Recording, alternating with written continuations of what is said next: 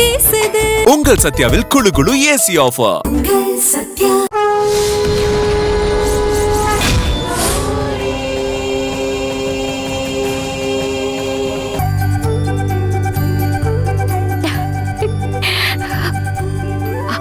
கௌரி, உனக்கு ஞாபகம் இருக்கா?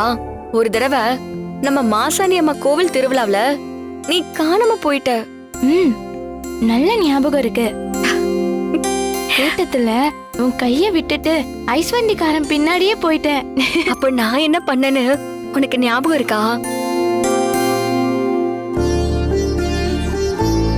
நல்ல ஞாபகம் இருக்கு. நான் திரும்ப கிடைச்சிட்டா உன் வாழ்க்கை முழுக்க ஒவ்வொரு வருஷமும் திருவிழாக்கு வந்து மடிப்பிச்சை எடுக்கிறதா வேண்டுதல் வச்சிருந்தேன். எப்படியோ நான் கிடைச்சிட்டேன். என்னை காப்பாத்தினதுல இருந்து இப்ப வரைக்கும் மாசாணி அம்மனுக்கு ஒரு வருஷம் விடாம நீ மடிப்பிச்சை எடுத்துக்கிட்டு இருக்க.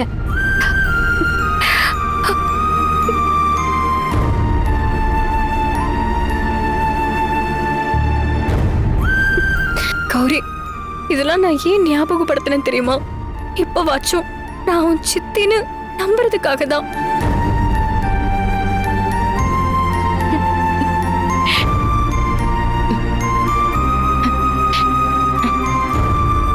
என்ன நீ சொல்றதெல்லாம் கேக்குறப்போ நீதான் துர்காங்கிற மாதிரி தோணுது.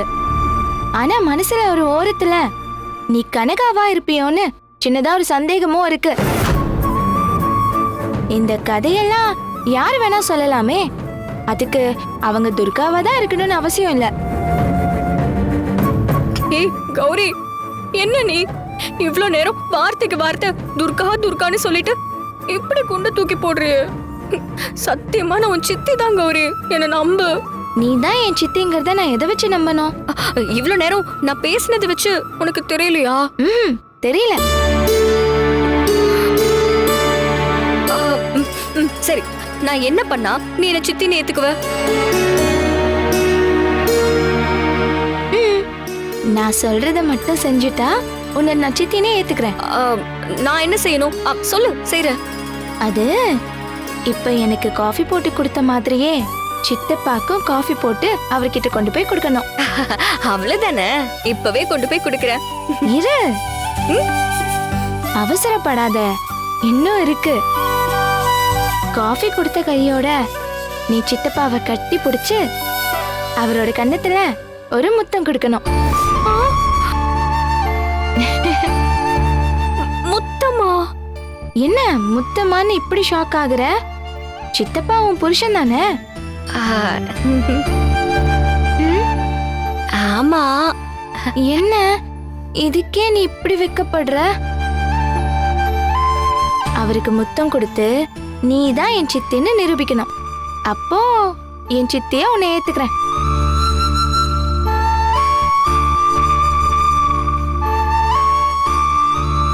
பாத்தியா பாத்தியா, நீ யோசிக்கிற.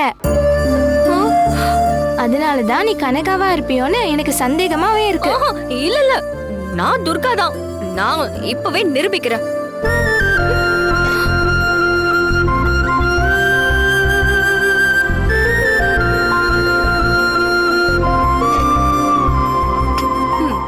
வா.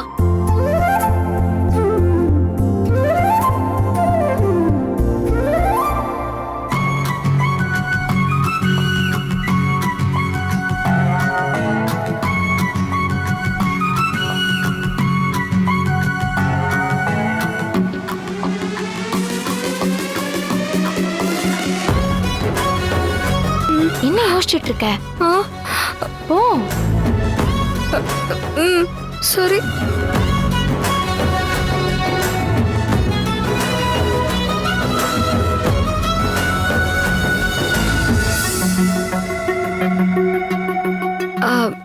சின்னையா, காஃபி அங்க வச்சுட்டு போ. போ.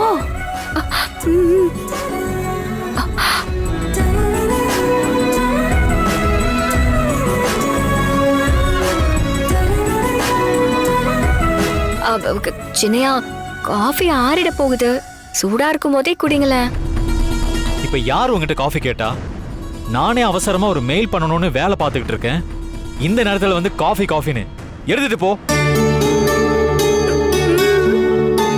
நீ முத்தம் கொடுத்தாதான் நான் உன்னை சித்தின்னு ஏத்துக்குவேன். சொல்றேன்ல.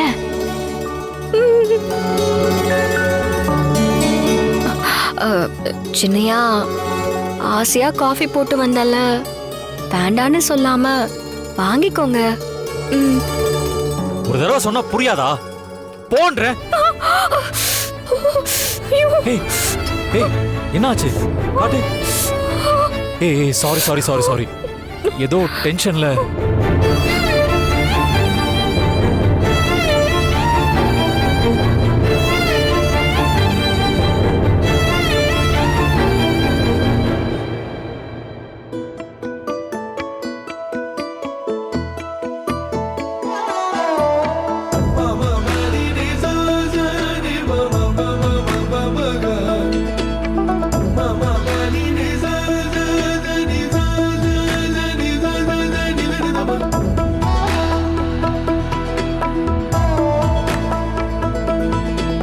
நான் சேர்த்த நினைவெல்லாம் நிஜமானதே, அது இன்று உயிராகி உன்னை சேர்ந்ததே. என்னை தொட்ட இந்த நிமிடம் வாழ்வின் அர்த்தம் முழுமையாக்கும். மறக்காத காதல் மறிக்காது என்றும் மனமின்று நிறைவானது. முத்தம் கொடு. நீ துர்கானா முத்தம் கொடு. அப்பதான் நான் உன்னை சித்தின்னு நம்புவேன்.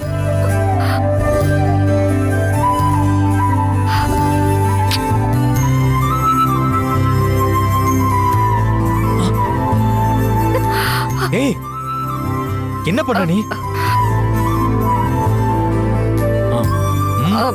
இதெல்லாம் ரொம்ப தப்பு. காலையில வந்து என்ன பண்ணிட்டு இருக்க? சின்னையா, ஒரு முத்தம் தானே கொடுத்தேன், எதுக்கு போய் கோச்சிக்கிறீங்களே?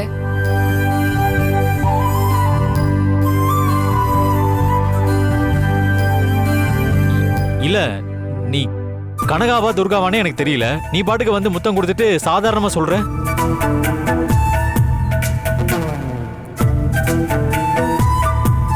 சின்னையா, யாரோ வந்து உங்களுக்கு முத்தம் கொடுக்கல. உங்களுக்கு முத்தம் கொடுத்தது உங்க மனைவி துர்கா தான். இங்க பாரு, என் துர்கா இந்த மாதிரி எல்லாம் இன்டீசெண்டா நடந்துக்க மாட்டா. இதிலே தெரிஞ்சிருச்சு நீ கனகாதான்னு. என் முன்னாடி நிக்காத, போ. நீ போ.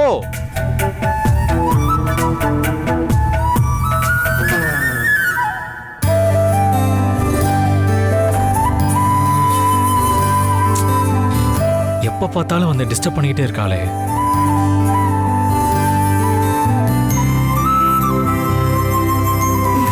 பாத்தியா, சின்னையாவுக்கு முத்தம் கொடுத்துட்ட. இப்ப நான் உன் சித்தின்னு நம்புறியா? நம்ப மாட்டேன்.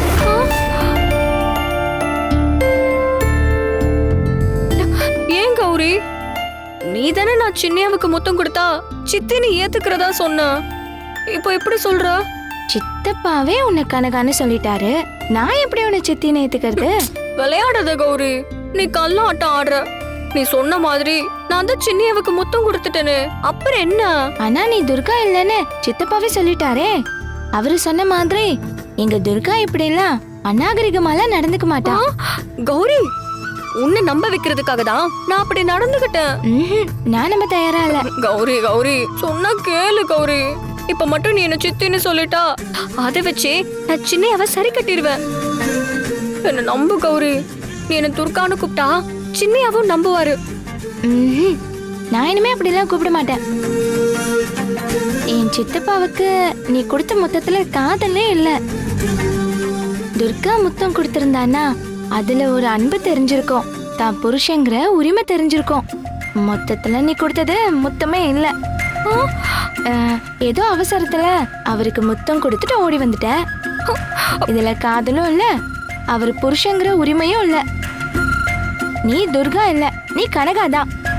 உன்ன மாதிரியே இருக்கிற அவதான் என் துர்கா சித்தி.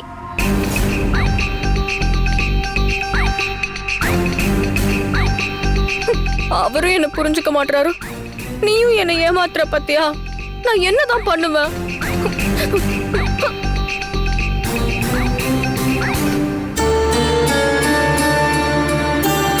நீதான் என்னோட சித்தி, என் அம்மா, என் சாமி, எல்லாமே. உன்னை எனக்கு தெரியாதா? ஆனா என்ன பண்றது, நம்ம அம்மா கனகதுர்கா எதையும் சொல்லக்கூடாதுன்னு என்னை கட்டி போட்டு வச்சிருக்காளே.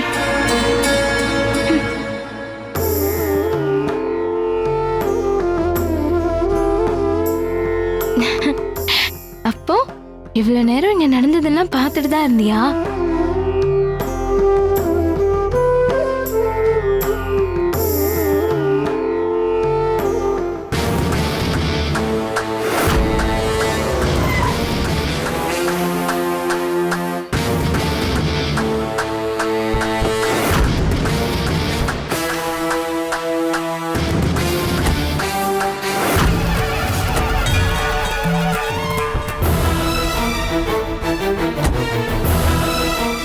எப்படி இருக்கீங்க சின்ன? நல்லா இருக்க. நீ எப்படி இருக்க? நல்லா இருக்கேன். நான் சொன்னல, இவர்தான் ஆவுடைய ஐயா. வணக்கம். வணக்கம்மா. இவங்க காவேரி அம்மா. வணக்கம்மா. வாங்க வாங்க, உள்ள வாங்க. வாங்க. வாங்க.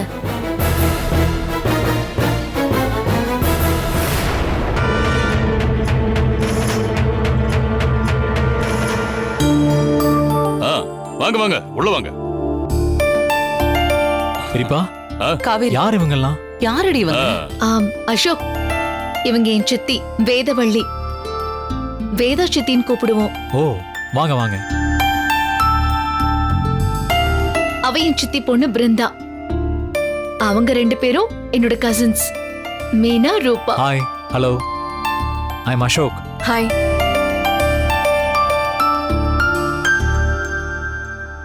இவங்க என் பெரியம்மா அகிலா. அவங்க என்னோட அம்மா காவேரி. அவர் என் அண்ணன் அர்ஜுன். இவர் என்னோட அப்பா ஜனா. அது இவ கனகாவா துர்காவான்னு தெரியலையே. வந்தவங்க கிட்டயும் அதை சொல்லி குழப்பணுமா?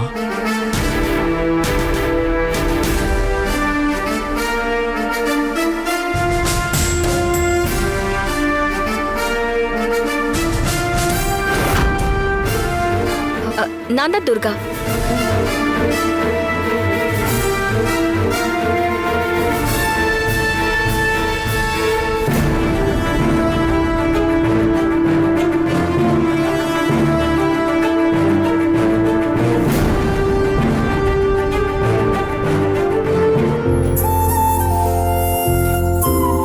அவங்க கௌரி, எங்க வீட்டு செல்லக்குட்டி.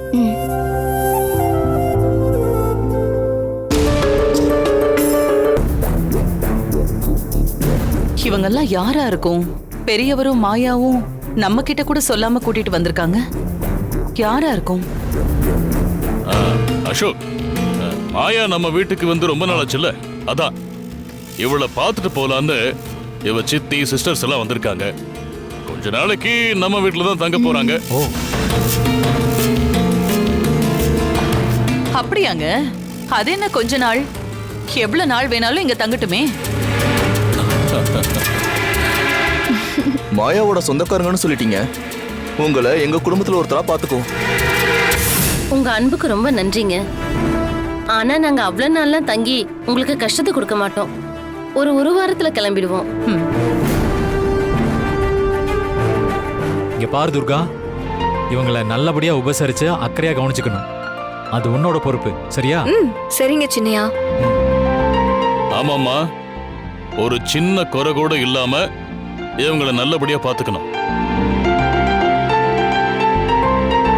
என்ன கேட்டாலும் முகம் சுளிக்காம செஞ்சு கொடுக்கணும், சரியா? சரிங்க பெரியயா. சரி, இவங்க தங்கறதுக்கு ரூமை ரெடி பண்ணு. போ.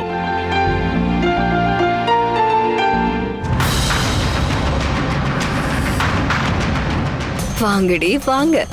நீங்களாம் விஷக்கன்னிகாவுக்கு சொந்தக்காரங்களா? மாயா எதுக்காக உங்களை கூட்டிட்டு வந்திருக்கான்னு எனக்கு தெரியாதா? நடக்கட்டும் நடக்கட்டும்.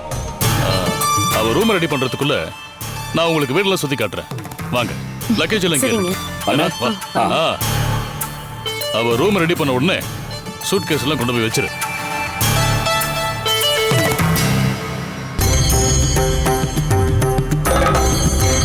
தாயே, சிலரை பார்த்தாலே ரொம்ப பிடிக்கும்.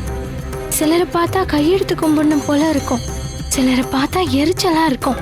எனக்கு இவங்களை பார்த்தா அப்படிதான் இருக்கு. ஒவ்வொருத்தவங்களும் அரைக்கி மாதிரி இருக்காங்க. இவங்களால துர்காவுக்கு ஆபத்து வருமோன்னு பயமா இருக்கு. எப்பவும் போல நீ தான் துர்காவை காப்பாத்தணும்.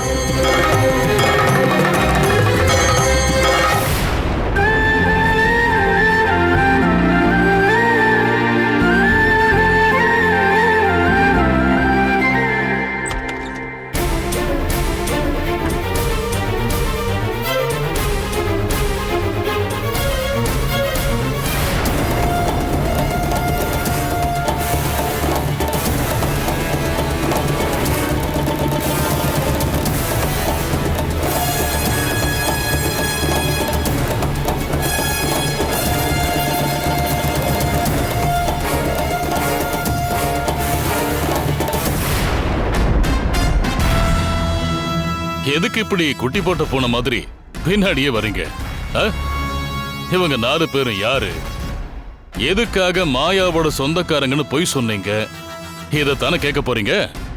ஆமாப்பா, எங்க கிட்ட கூட சொல்லாம திடீர்னு இவங்களை வீட்டுக்குள்ள வர வச்சிருக்கீங்கன்னா அது ஏதோ பெரிய விஷயம்னு தோணுது.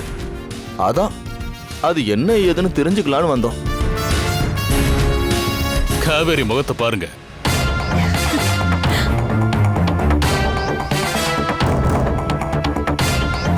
இதுக்கு முன்னாடி அவன் முகத்துல தெரிஞ்ச சாவு பயம், கவலை இதெல்லாம் இப்ப இல்ல பாத்தீங்களா? இப்ப காவேரி கிட்ட ஒரு சந்தோஷமும் நிம்மதியும் தெரியுது. இதுக்கு காரணம் என்ன தெரியுமா?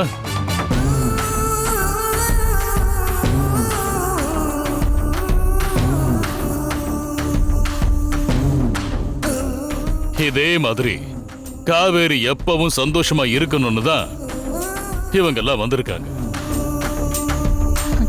டே அர்ஜுன், இப்போ நான் தனி ஆள் இல்ல. இவங்களோட சேர்ந்து பஞ்ச பாண்டவர்கள் மாதிரி நாங்க 5 பேர். 5 பேரா? இனிமே நாங்க எல்லாரும் ஒரே டீம். என்ன காவேரி சொல்ற? பஞ்ச பாண்டவருங்கிற, ஒரே டீமுங்கிற, எனக்கு ஒண்ணுமே புரியலையே. டேய் ஜனா, இவங்க 4 பேரோட உடம்புலயும் ஆன்மாவிலையும் காவேரியோட உயிர் கலந்திருக்குடா.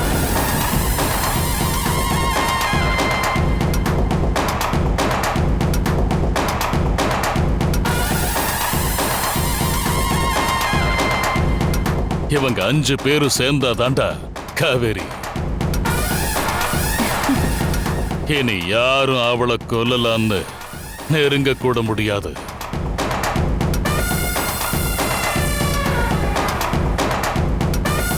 ஆமாண்டா, இதுக்கு காரணம் மாயா. நாம எதிர்பார்க்காத, கற்பனை கூட பண்ணி பார்க்க முடியாத ஒரு விஷயத்த காவேரிக்காக செஞ்சிருக்கா. ஏங்க, ஆ, நீங்க சொல்றத பார்த்தா மாயா ஏதோ ஒரு பெரிய விஷயம் பண்ணிருக்கான்னு மட்டும் தெரியுது. அது என்னங்கறத கொஞ்சம் விளக்கி சொல்லுங்களேன். சொல்றேன். நேத்து ராத்திரி நீங்க எல்லாரும் தூங்குனதுக்கு அப்புறம் மாயா என்கிட்ட வந்து 3ஆம் ஜாமத்துல நிசிகால பூஜை பண்ண போறேன்னு சொல்லி காவேரிய நாகவனத்துக்கு கூட்டிட்டு வர சொன்னார்.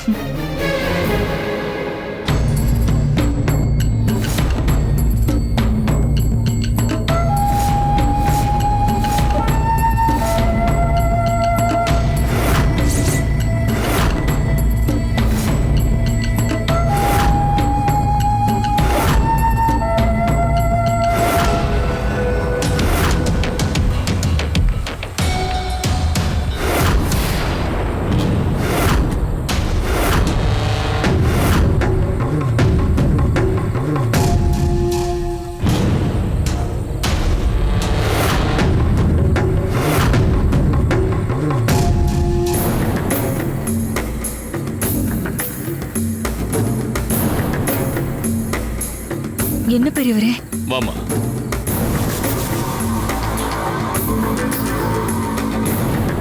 வா வா பயப்படாத வா.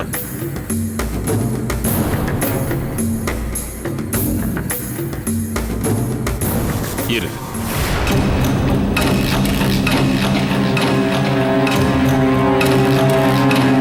மாயா,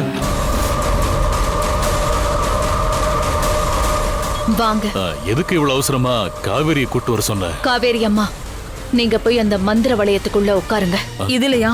ம். சரி, நீ போய் உட்காரு. உட்காரு. உட்காருங்க.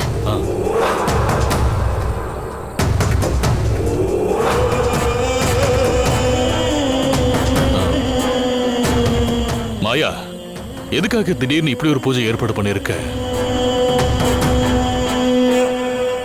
நிசிகால பூஜைன்னு சொன்ன, ஆனா அத பத்தின ஒரு விவரமும் சொல்லலையே.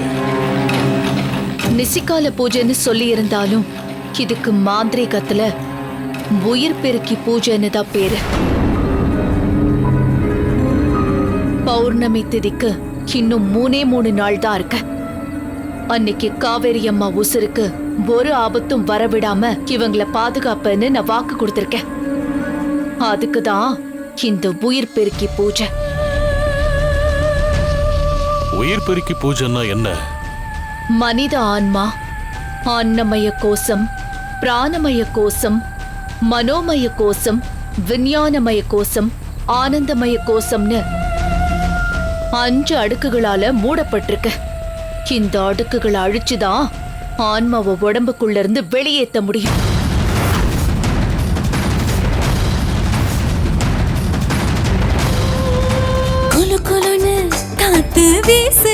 உங்கள் சத்யாவில் குளு குளு ஏசி ஆஃபர்.